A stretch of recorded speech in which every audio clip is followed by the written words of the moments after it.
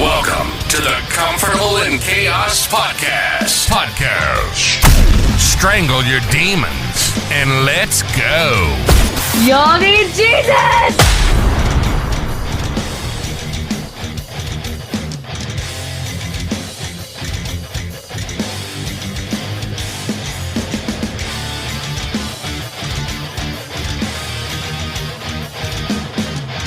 Should we do it? Yeah. Let's do it. I mean, we're not trying to win Grammys on this show. We're just trying to convey information. So bear with me. A one, a two, a 1, 2, 3.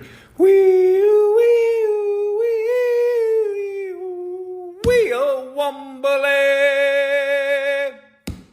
Welcome to the Comfortable in Chaos Podcast. I am your host, Eric Hellberg, and you know we're like Einstein over here, men.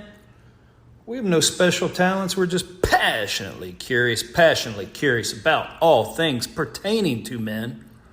How in the hell did we get here, and where is it that we want to go? Big shout out today to India. My Punjabi friends are bolstering up this show. Let's kick some ass and let's keep going. Guys, we're taking hold in Russia too. Don't let the media dissuade you here. That doesn't mean that Eric's bad. It doesn't mean that Russia's bad. They have people there as well. We've put in a puppet government over there with the sole rationale of creating regime change, running human trafficking rings, exploitation, having a worldwide conduit for money laundering, biolabs, etc., and of course the proliferation of weapons that can destroy a country literally at their back doorstep without a defense for it. Would you go for that? Nah, I can't go for that. No. Yeah, Hall & Oates was right. They wouldn't have been for this shit as well. In fact, they're probably anti-war, period. So I started off with a song by The Tokens. It is a classic. It's been redone. It's been put into movies. In fact, The Lion King. How many times did I watch that with both of my kids? Loved every bit of it too. But I'm going to tell you that the way a lion lives its life and ultimately meets its end is not one thing that Disney could probably stomach. It's actually an awful life for the king of the jungle, who we should actually call the king of the plains. But he is a king, albeit for a brief time, nonetheless. And what did Peter say in chapter 1? Verses 5 through 8. Your enemy, the devil, prowls around like a roaring lion, seeking to whom he can devour. And that's why he initially says, be vigilant and of sober mind. And the lion is so ferocious, has such a core competency of masculine ability, stamina, skills, and strength. Unlike the lioness, it does not have to be near as stealthy because its power exudes and emanates from it. In fact, the roar of a lion will send chills down a man's spine, and rightly so. And we should be just as fearful in noticing the spiritual world around us. What is coming against us? What is it that we are truly contending with day in and day out? And like the lion, recognize that our days are short.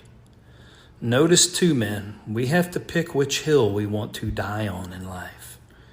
We have to pick our battles. The lion becomes very haggard in its protectionary duties, its battle for dominance over other males. But you will always notice, very rarely do they engage one another unless absolutely necessary. It's not done for jest. It's not done for the UFC. It's not done for fun, because ultimately the victor will leave with crushed bones, gaping wounds, torn ligaments and tendons, maybe a paw mangled and barely hanging on, no longer have the ability to eat and or defend itself. There is never a victor in one of their struggles. Very rarely does that occur. And I will tell you how rare it is. In fact, every time a male lion receives damage, its mane rescinds and or outright falls off, comes apart, exfoliates. Therefore, it has to regrow. So male lions, when they encounter another one, oftentimes are highly attenuated to the fact of the size of that other male's mane. If it is very big, that denotes to them instantly that that male lion has always been a victor. Therefore, stay the hell away.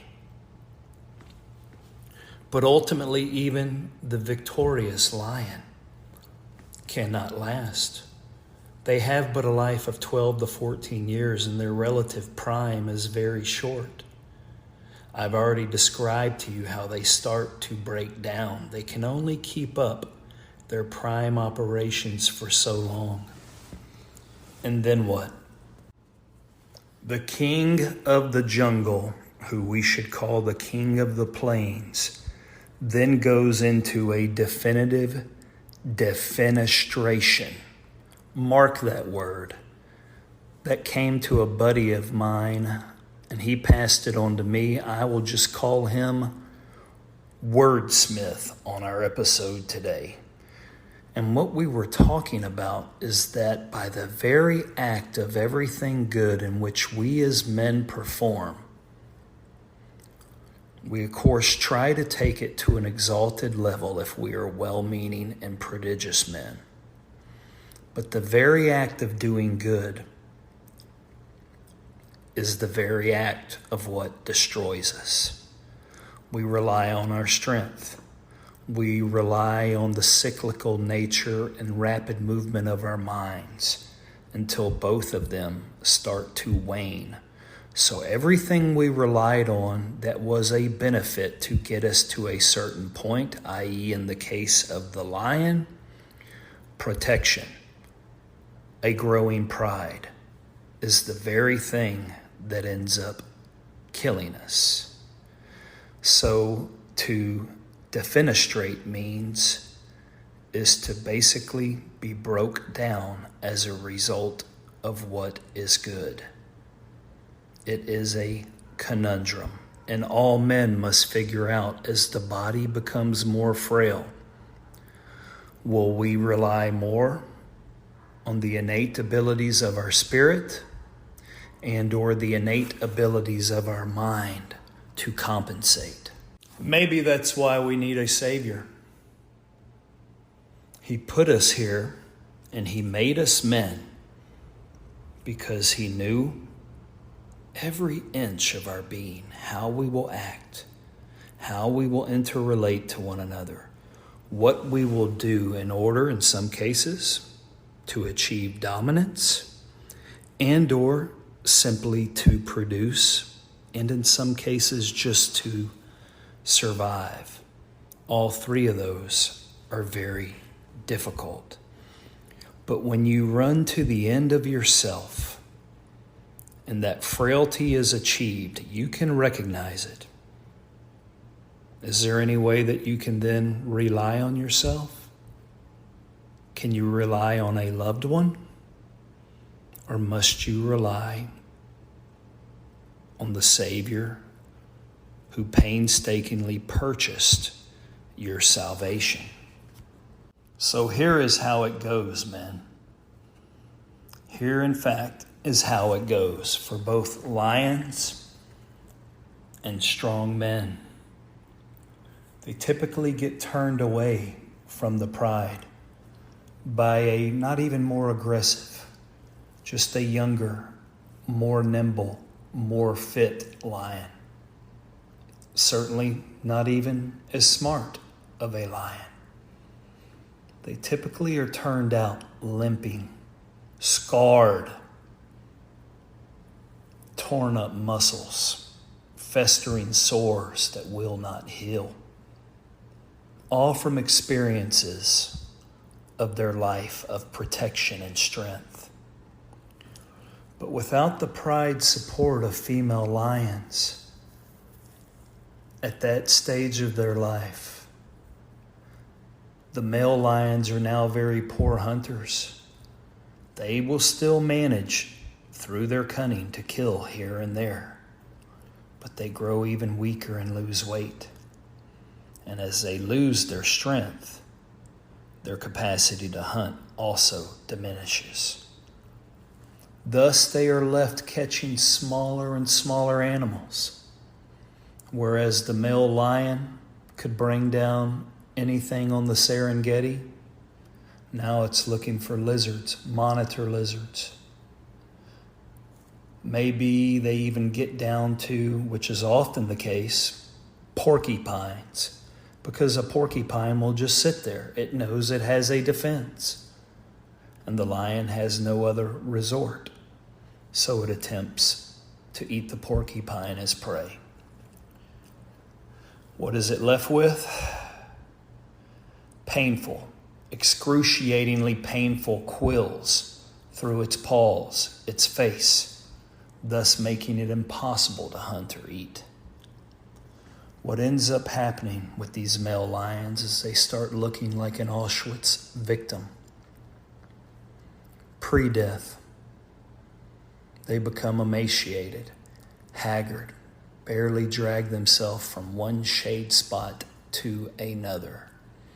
And that's when the vultures of life, literally and figuratively, come into play. Ants start feeding on them.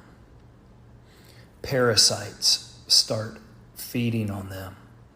If they're lucky, a group of hyenas will put them out of their misery and come and rip them flesh to flesh, piece to piece. And then it is just solely a matter, if that doesn't occur, for the smaller animals to do the same. They will be so dehydrated, in shock, while they are emaciated skeletons of a once very robust, muscular beast has its life taken from it while it is still alive. Disney is not going to tell you this, but it is the truth.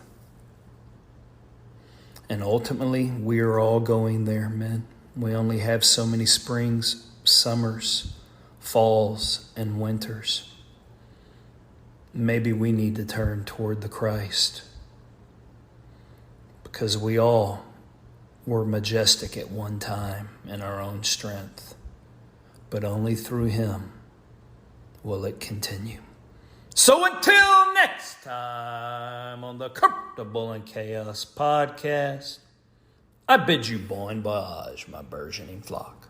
Until next time, like and subscribe to the Comfortable in Chaos